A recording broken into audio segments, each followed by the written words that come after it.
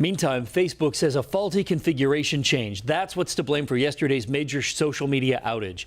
It did not specify who exactly executed the change or whether this was planned or not. Facebook, WhatsApp, Instagram, and Facebook Messenger were all down for nearly 6 hours yesterday. By the way, it was the longest stretch of downtime for Facebook since 2008. Facebook's vice president of infrastructure apologized to all the people and businesses around the world who depend on this platform. Joining me now to talk more about this is editor-at-large for CNET, Ian Shear. Ian, thanks for being here. Always good to talk to you. So Facebook Absolutely. has billions of users. What kind of an impact did it really have when a system like this goes down? Oh my gosh, it's crazy. I mean, first off, you point out billions of users. More than half the world's online population is using Facebook.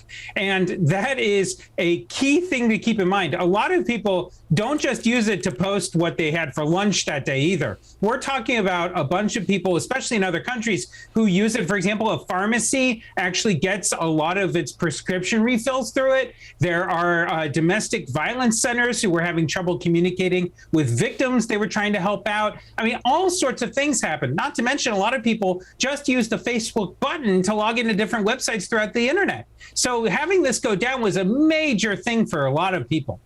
I think you bring up a good point there when you talk about this being that when people think Facebook and they think a post, they think it's just some random social media post. But a lot of people and a lot of businesses depend on that platform to connect with people, very important people in their lives. Yeah, no, look, Facebook, for better or worse, has become very much a glue of modern society. And when it's taken away like this for as long as it was and without much warning, it disrupts a lot of lives. And some of those lives being small businesses. Let's talk about that for a second. A lot of them turn to Facebook for marketing, or they completely run off of Facebook because they're internet-based businesses. So they're just out of luck for the day.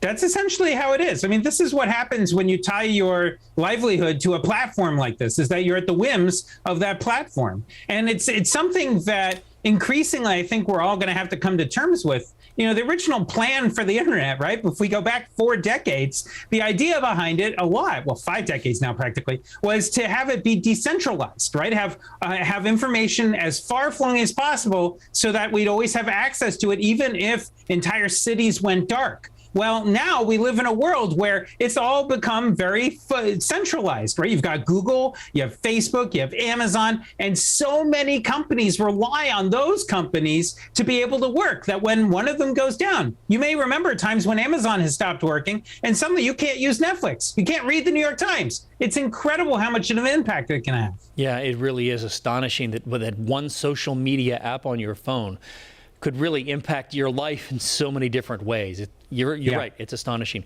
Ian Shear from CNET, thanks for joining us today. We appreciate it. Absolutely.